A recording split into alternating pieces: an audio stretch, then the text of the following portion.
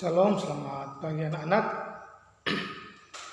Baiklah, sekarang kita tiba lagi dalam kegiatan belajar mengajar di hari ini, yaitu pada Selasa tanggal 29 September 2020. Baiklah, sekarang kita akan masuk lagi pada pembelajaran yang berikut, yaitu pada tema 3. Pada tema 3 yang kita pelajari di saat ini yaitu tentang peduli terhadap makhluk hidup,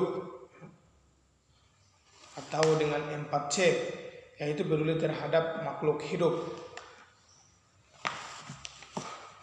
Sesuai dengan tema yang ada, maka kita akan bahas secara bersama-sama, yaitu tentang hewan dan tumbuhan di lingkungan rumahku.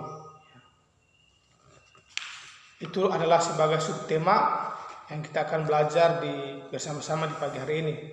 Justru itu dalam pembelajaran tematik di sini ada beberapa muatan mata pelajaran terdiri dari PKN, IPA, Bahasa Indonesia, IPS, dan Seni Budaya dan Prakarya. Baiklah, sekarang teacher akan menjelaskan secara singkat satu persatu untuk menghantarkan anak-anak bisa sedikit memahami mengenai dengan materi-materi yang teacher akan jelaskan, ya. Baiklah, sekarang teacher akan mulai dengan yang pertama, yaitu mata pelajaran PKN, ya. Dalam mata pelajaran PKN sini kita akan bahas bersama-sama mengenai dengan bagaimana dengan hak dan kewajiban untuk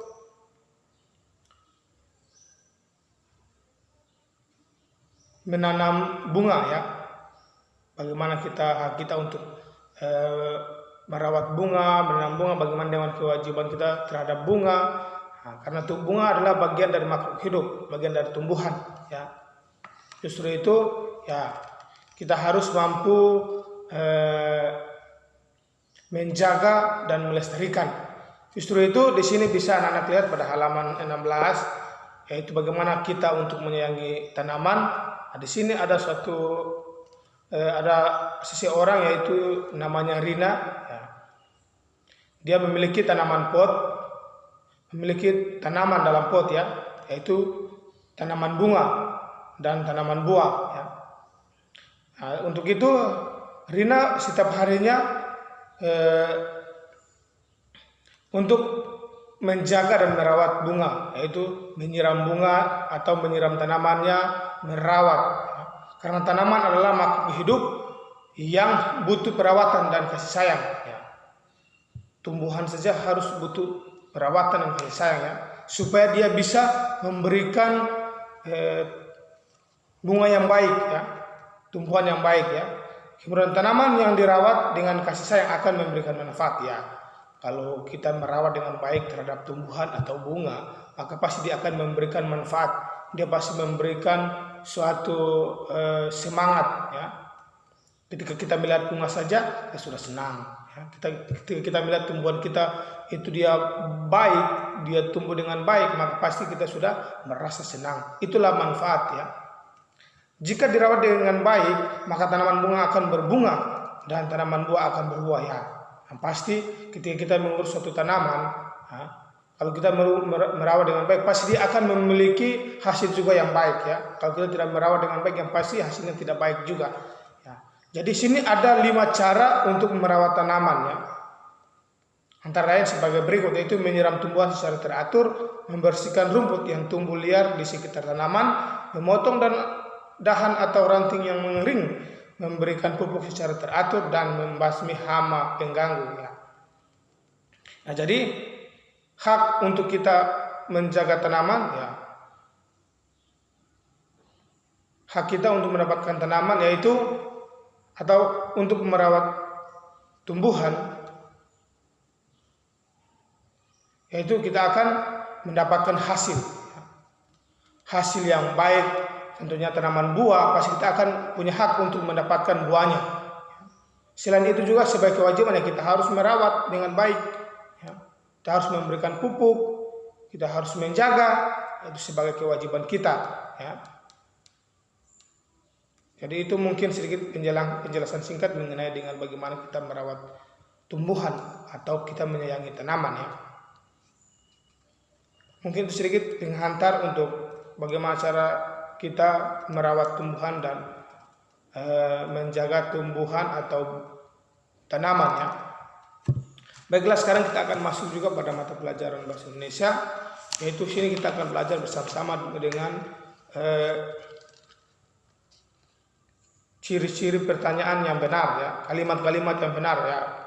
Sini yang pasti dalam kehidupan sehari-hari kita sering berbicara, sering kita melakukan wawancara dengan kalimat-kalimat pertanyaan ya. Justru itu di sini tidak akan menjelaskan sedikit ada beberapa ciri pertanyaan yang benar ya. Yaitu satu, memiliki kalimat tanya yang singkat dan jelas, memiliki tujuan yang jelas. Setiap pertanyaan hanya ditunjukkan untuk satu masalah. Ya. Kemudian yang keempat, mendorong untuk berpikir kritis agar menggali lebih banyak informasi. Kemudian jawaban yang diharapkan tidak hanya kata ya atau tidak. Ya. Kemudian bahasa dan kalimat tanya dikenal baik oleh narasumber. Narasumber itu seperti orang yang kita tanya. Ya. Kalimat tanya tidak menimbulkan tafsir ganda. Ya. Jadi dia harus satu, ya, tidak bisa dua. Ya. Ganda itu berarti banyak ya, 2, 3.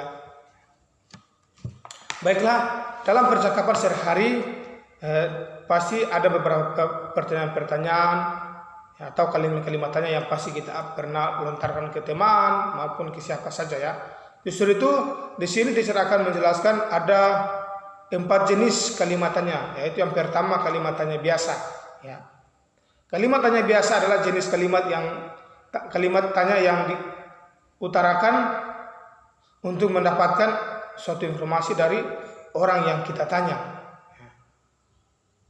Jadi kalimat tanya itu berarti kalimat tanya yang diutarakan untuk mendapatkan suatu informasi dari orang yang kita tanya. Jadi ketika kita bertanya, pasti seseorang itu akan menjawab. Nah, dari situlah kita akan mendapatkan informasi yang kita dapatkan dari orang yang kita tanya. Untuk itu, sini ada 5 contoh kalimat tanya ya. Kalimat tanya biasa. Yang pertama itu, apa yang kamu pikirkan tentang diriku? Kedua, kapan kamu datang menjemputku? Siapa dalam dibalik pemakaran hutan ini? Bagaimana cara menanggulangi masalah ini? Di mana jalan terdekat menuju kantor pos? Itu adalah suatu contoh kalimat-kalimat tanya biasa. Ya. Kemudian yang kedua itu kalimat tanya konfirmasi. Nah, kalimat tanya konfirmasi adalah kalimat tanya yang membutuhkan respon berupa konfirmasi ya atau tidak. Ya. Jadi kita bertanya ke orang lain, dia langsung respon. Apakah dia jawabannya ya atau tidak? Jadi sini ada beberapa contoh kalimat tanya, yaitu yang pertama, apa kamu sudah makan? Ya. Pasti jawabannya bisa ya atau tidak. Ya. Kemudian selanjutnya, apa kamu sudah mengerjakan tugas?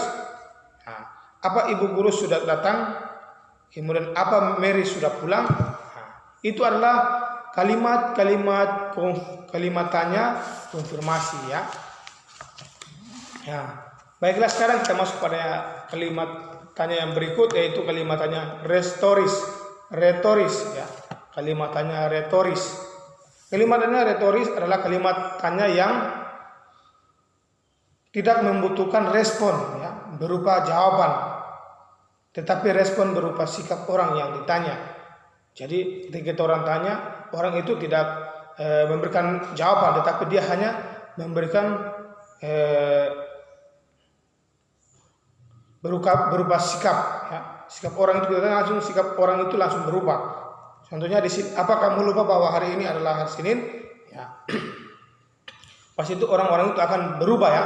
Secara sikap dia pasti akan berubah. Dia tidak akan menjawab, tapi sikap dia pasti akan berubah. Kemudian, apa kamu tega melihat dia bersedih? Siapa yang selama ini memperhatikan dirimu? Bukankah kamu yang meminta aku melakukan itu? Bukankah kamu bilang tidak bisa datang? Nah, itu adalah kalimat-kalimat retoris ya, yang tidak memberikan jawaban, tapi dia hanya memberikan respon berupa sikap ya. Sikap orang yang kita akan tanya. Baiklah, sekarang yaitu yang keempat kalimat tanya tersamar. Untuk jenis kalimat tanya tersama tidak disampaikan secara langsung kepada seseorang, melainkan tersirat dalam sebuah kalimat. Jadi orang itu ketika bertanya, dia tidak secara langsung kepada seseorang, tapi dia hanya melakukan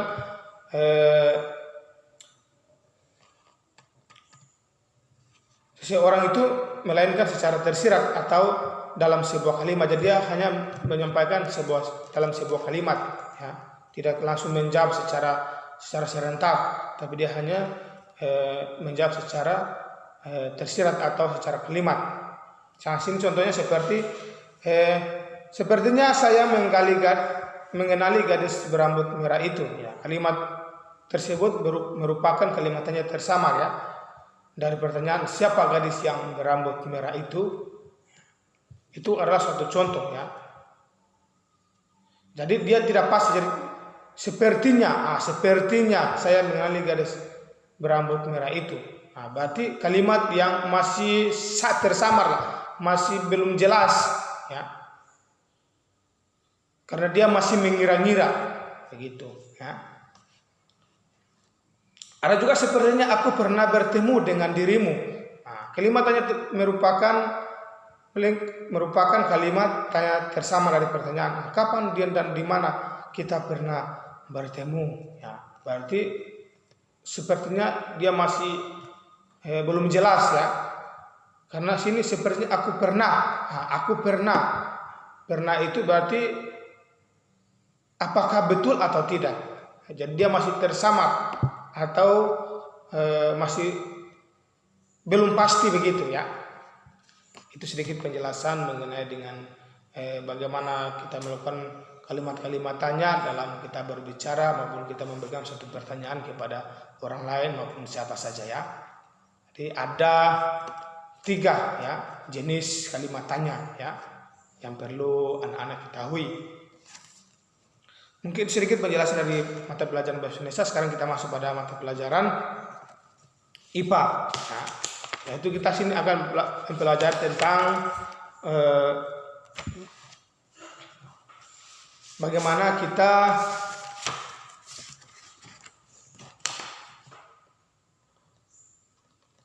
melestarikan lingkungan Bagaimana kita melestarikan lingkungan dengan tumbuhan-tumbuhan yang ada di sekitar lingkungan kita Baiklah, sini baik itu tumbuhan mau hewan yang terkait dengan makhluk hidup. Jadi sepertinya manusia dan hewan, tumbuhan juga mempunyai bagian-bagian Manusia juga punya bagian-bagian organ tubuh begitu juga hewan.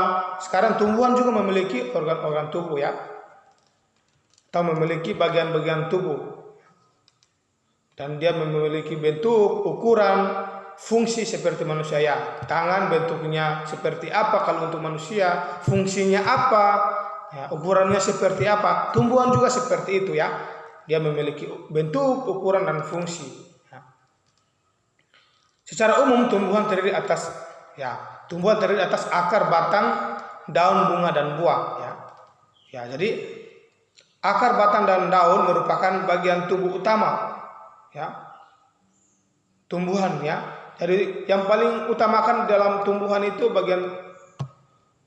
yaitu akar, batang, dan daun. Karena tidak semua tumbuhan itu dia berbuah, tidak semua tumbuhan itu tidak berbuah. Jadi yang paling utama dalam bagian tumbuhan yaitu akar, batang, dan daun. Untuk itu setiap bagian-bagian pada tumbuhan akan memiliki fungsi. Contoh sini, 1, akar.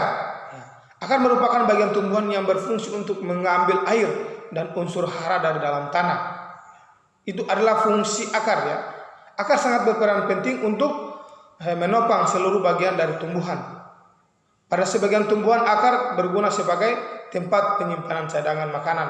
Jadi akar itu punya fungsinya untuk mengambil makanan, di dalamnya air dan unsur hara di dalam tanah, sehingga dari akar setelah mengambil makanan dia bisa menyimpan sisa-sisa makanan yang ada yang sudah ada dalam akar begitu. Jadi ketika sudah tidak ada makanan makanannya masih ada karena dia tersimpan di bagian-bagian akar. Ya. Kemudian kedua yaitu batang. Ya. Batang merupakan bagian tumbuhan yang bentuknya tegak. Ya. Pada batang tumbuhan terdapat pembuluh kayu dan pembuluh tipis yang merupakan alat transportasi bagi tumbuhan. Ya. Pembuluh kayu berguna untuk mengantarkan air dan garam mineral yang diserap oleh akar. Nah, jadi fungsi batang itu dia menghantarkan makanan ya, yang sudah dicari oleh akar. Nah, setelah akar mencari makanan, nah, batang ini akan menghantarkan ke bagian-bagian tumbuhan lainnya, ya, agar bagian-bagian tumbuhan yang lain itu bisa menikmati makanan. Baiklah, sekarang yang ketiga yaitu daun. Daun merupakan bagian tumbuhan yang sangat berwarna, ya, yang berwarna hijau, ya, karena mengandung zat hijau. Kenapa sehingga daun itu dia warnanya hijau? Karena dia mengandung zat hijau, ya, dan zat hijau daun yang disebut dengan klorofil. Ya. Jadi zat hijau daun itu disebut dengan klorofil. Pada daun terjadi peristiwa fotosintesis, ya, yaitu proses pembuatan makanan dengan menggunakan bantuan sinar matahari. Jadi fotosintesis itu yaitu proses pembuatan makanan dengan menggunakan sinar matahari. Ya.